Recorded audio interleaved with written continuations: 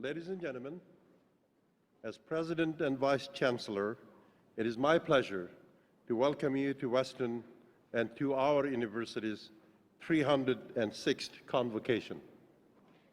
Today's Convocation is particularly meaningful as we are celebrating the official installation of Mr. Jack Cowin as the 22nd Chancellor of this great university.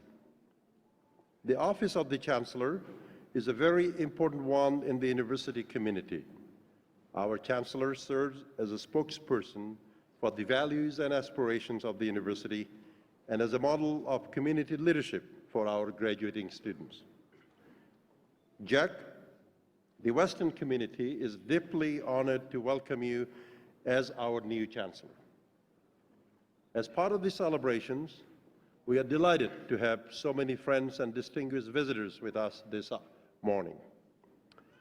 In addition to our graduates and their guests, I wish to welcome members of our new Chancellor's family.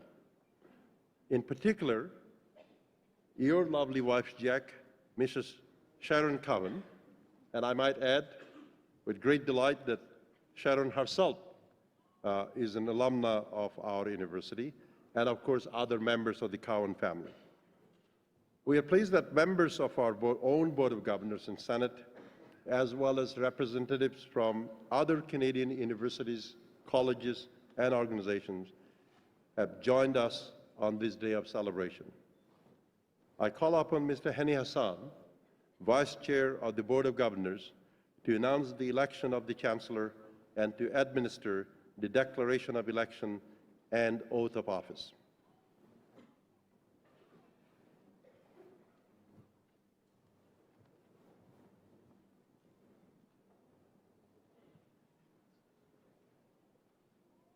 Will the Chancellor-elect please rise? In accordance with the University of Western Ontario Act, the Electoral Board, meeting in duly constituted session, elected Jack Cowin as Chancellor of the University for the term expiring June the 30th, 2019. Mr. Jack Cowin is among Western's most successful graduates. After earning his degree in psychology in 1964, Jack moved to Australia with a small investment from friends and established what has become a food empire, Competitive Foods Australia Limited. Despite living thousands of kilometers away, Jack has never forgotten his alma mater and has maintained close ties over more than 50 years. Jack and his wife Sharon met here at Western, and they have noted that their time here helped shape their lives since then. Jack played on Western's football and wrestling teams and lived in Medway Hall, where he got to know international students and began to form the idea of seeing the world. Jack Cowin is an extraordinary business person and committed volunteer. He is passionate about Western and a supporter of our university in every way. We are honored to install Jack Cowin as Western's 22nd Chancellor. Western takes pride in the duty I, as Vice Chair, now perform in administering the Pledge of Office. You, Jack Cowin, pledge yourself to keep and preserve well and faithfully during your term of office the statutes, liberties, customs, rights, and privileges of the university, and to promote its well-being and that of its members insofar as you are able. Do so pledge myself.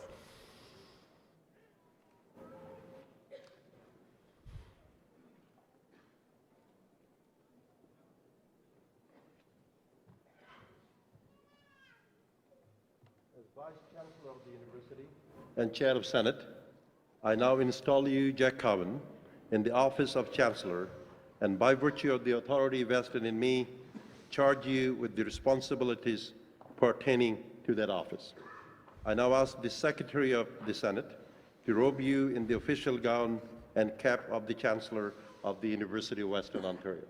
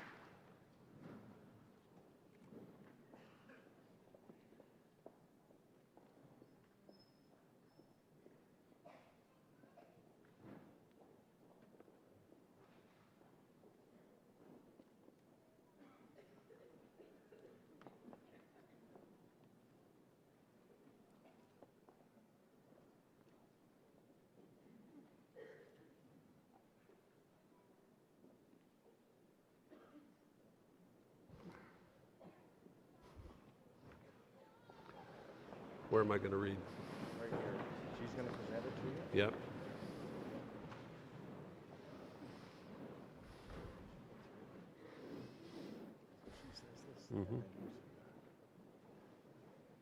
Mr. Chancellor, I hereby present to you the mace of the university, and I ask that you accept it as the symbol of your authority. I accept the mace and ask that you place it in position before me to signify the commencement of the convocation.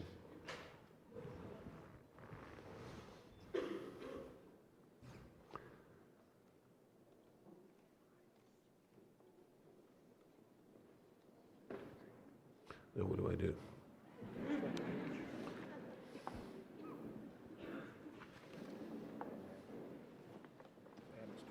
Okay. Yep. Yep.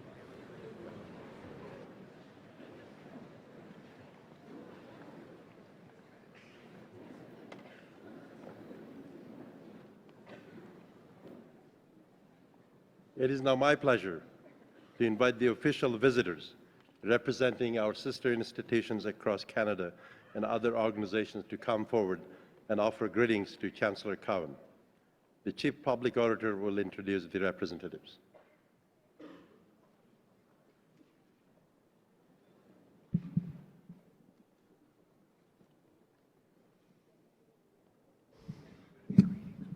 Okay.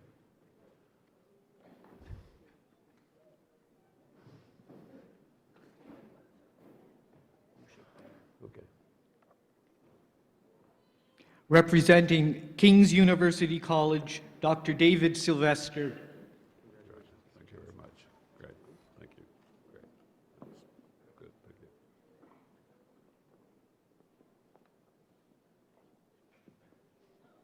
From Mount Allison University, Dr. Mark Blagrave. Thank you very much. Great. Thank you. Great.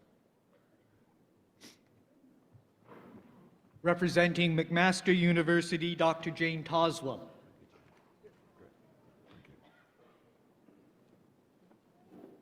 Representing Universities Canada, Paul Davidson.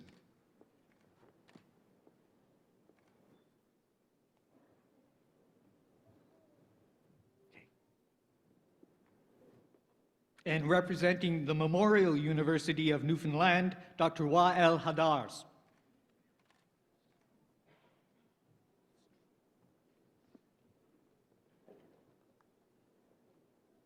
From Carleton University, Dr. Duncan Murdoch.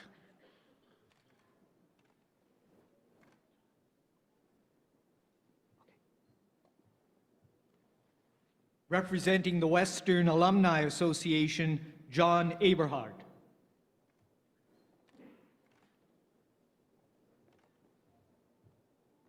From the University of Windsor, the Honorable Ed Lumley.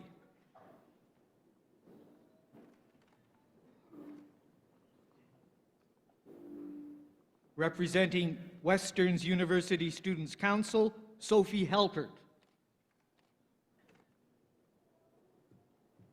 From Fanshawe College, Peter Devlin.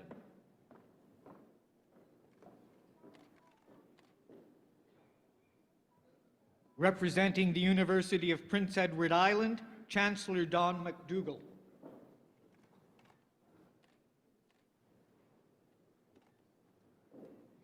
From Concordia University, Ven Virasamy.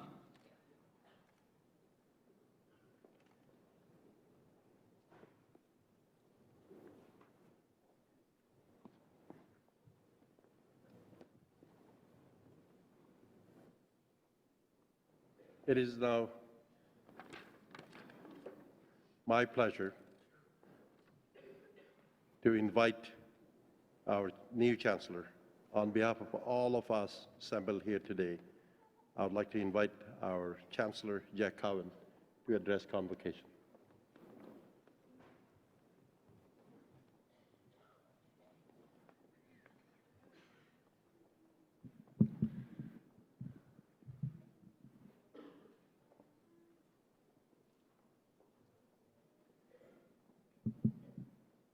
My thanks to the university and all those involved in presenting me with the honor of becoming the 22nd Chancellor of this great institution as part of the 306th Graduate Convocation. I also congratulate the graduates and their parents on your achievement of receiving your degree and wish you a very happy and meaningful life. I realize that I am an unusual choice as Chancellor. Not only do I live halfway around the world, in Australia, but also because not many ex-wrestlers and football defensive tackles are given this opportunity. The role of a wife and close friends are to keep your feet on the ground in moments like this and tell you the truth. And in such a situation like this, a former roommate of mine recently said about me, when I met this guy in 1963, his summer job at Western was selling trees and shrubs from farm to farm, door to door. If someone had told me that he would be a future chancellor of this university, I would have said, "Are you crazy?" He later redeemed himself by naming me the People's Chancellor, and I like that name. Another learned friend said, after 73 years of limited success, you can now pretend that you are belatedly become an intellectual as Chancellor. My own daughter, Jane, says in responding to my installation as Chancellor, being installed sounds like a new dishwasher being installed in the kitchen. All this to effectively keep me grounded and feet on the ground. My years at Western were from 1961 to 64, and I can remember sitting where you are today, wishing the speaker would speak faster so I could get out into the real world. Aside from my studies, my football and wrestling participation as team sports played an important part of the learning process that has stayed with me for the rest of my life. My parents were from families of 9 and 8 kids, and both grew up here in London, products of the Depression, having to leave school at an early age to earn an income to help pay the bills for these big families. I was the first in my family to venture beyond high school and attend university.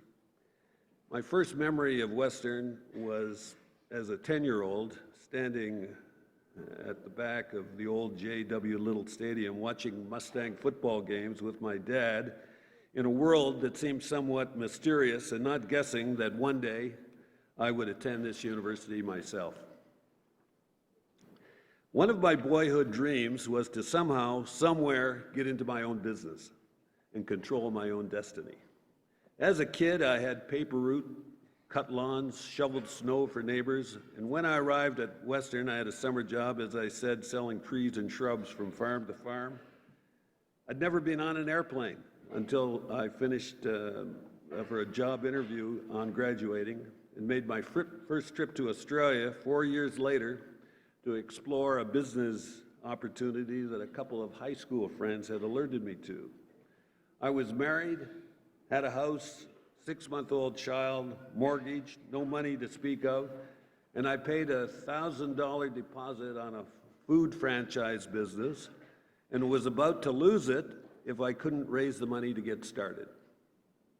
I often reflect on the courage and faith of the 30 brave investors who put up $10,000 each to a 25-year-old who had no relative business experience, no collateral, and promised to pay it back between the 5th and 10th year, all going well in a business halfway around the world. Thank God for those venture capitalists who were prepared to back someone with a dream. And I'm pleased and proud that 4 of those brave souls are here with us today. Fast forward 46 years from the start, we own a food service business today that employs 16,000 people and exports food products to 29 countries.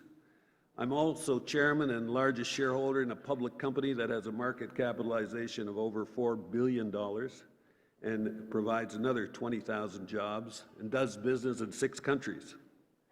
We've been in and out of the TV industry, the wine business, and once was an owner of the largest cattle property in the world. Worthy to note that the majority of my 30 backers were people I had met or were introduced to me through my Western contacts.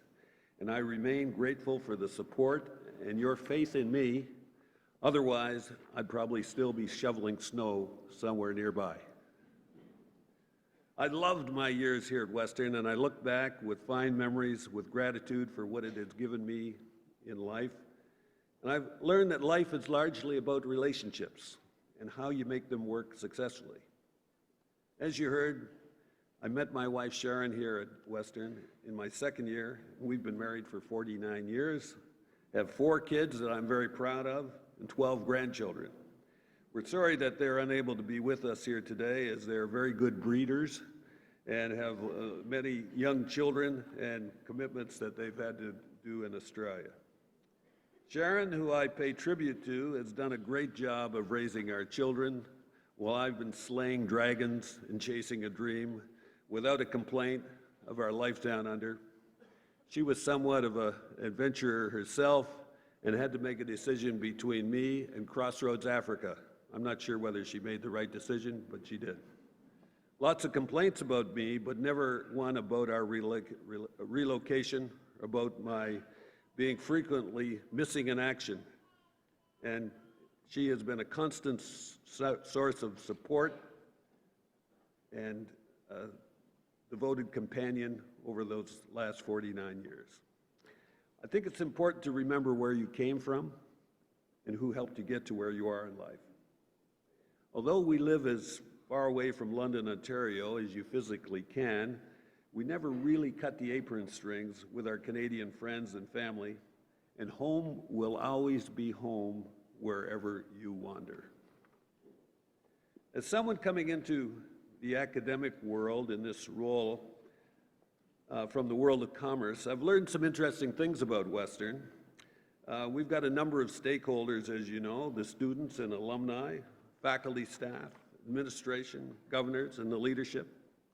And whether it's a sports team or an academic institution, there needs to be an alignment to achieve the shared goals and objectives of all 3 of those stakeholders.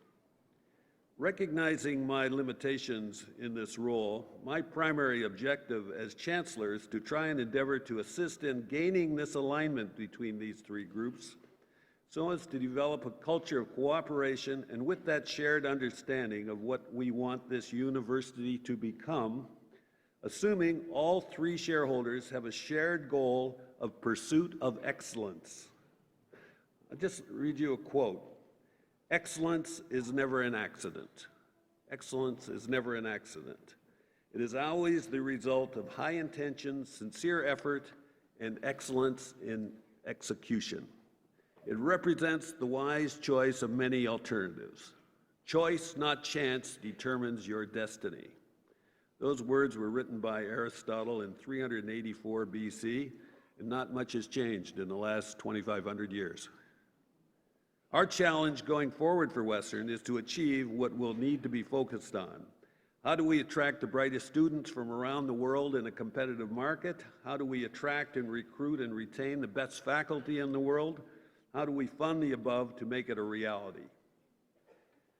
As regards to students, we have been very successful as a university in attracting the brightest with very high entry-level scores and retention. Faculty, we're very fortunate to have been able to attract some of the best faculty in the education business from around the world. And funding. We must develop increased financial support from our alumni and our business community partners if we wish to continue our pursuit of excellence. Winston Churchill said, "We make a living by what we make. We make a life out of what we give." We have made substantial increases in the endowment funds of the university and the number and increase of income from our foreign students that come to this university. If we are to become a world-class institution, we have to have an increased awareness of what goes on in an outside growing competitive outer world. We can't just be a southwestern Ontario school doing business in our own backyard, as we need to develop skills and knowledge to successfully participate in a global community. I'm hopeful of bringing an international perspective to Western with my experience in the global business world. As I indicated, the choice is ours if we are going to continue to raise our standards to educate future generations and equip them to be able to adapt to a changing world. I'd now like to pass on a few words of instruction to the graduates on this important day. There is an expression that whether you think you can or you think you can't, you're probably right. I'd like to extend what I call life's lessons, if I knew then what I know now.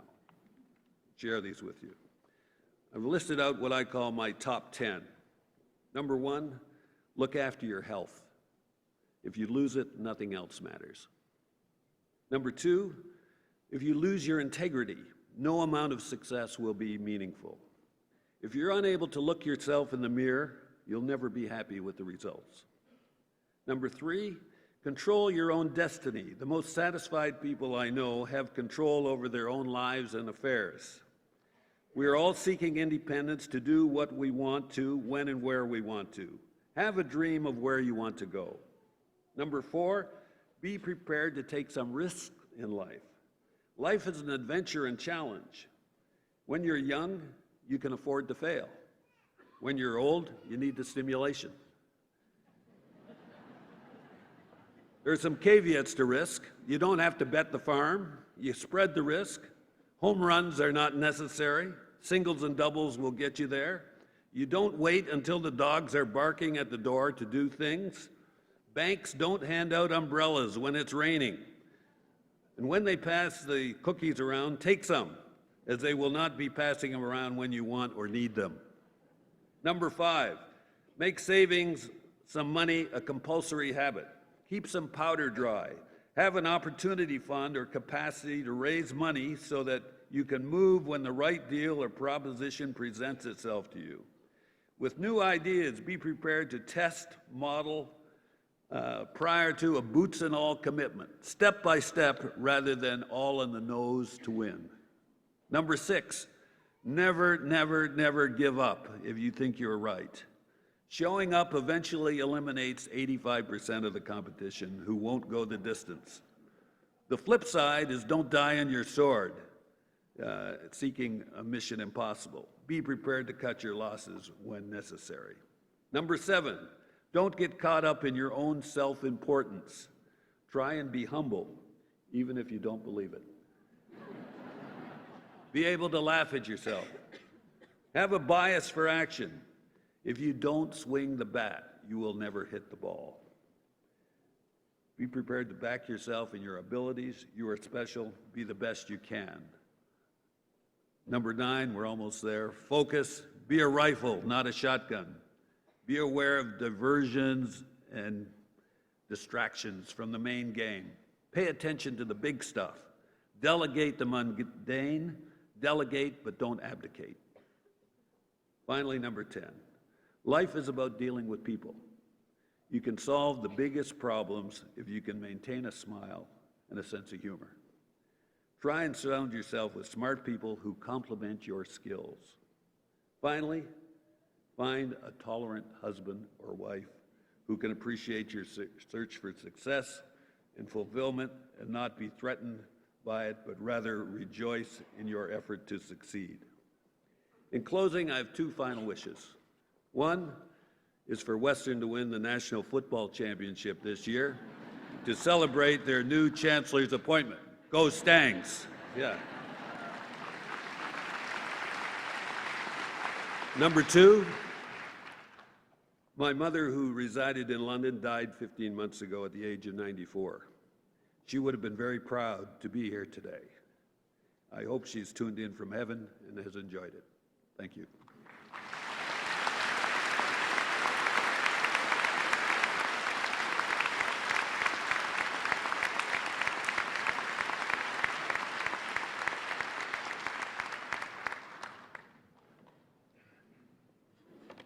Thank you very much, Jack, for enthusiastically embracing your role as our Chancellor. Your international career and business success is an inspiration to our graduating students and alumni. Additionally, your long-standing relationship with Western shows that no matter how far you are away from our campus, our graduates may be living in many different parts of the world as they do, but they're still members of our Western community and have much to offer to this great institution. I look forward to this new chapter in Western's relationship with you, and thank you for encouraging and motivating our graduating students this morning. Now we're going to proceed with the granting of the degrees for which you are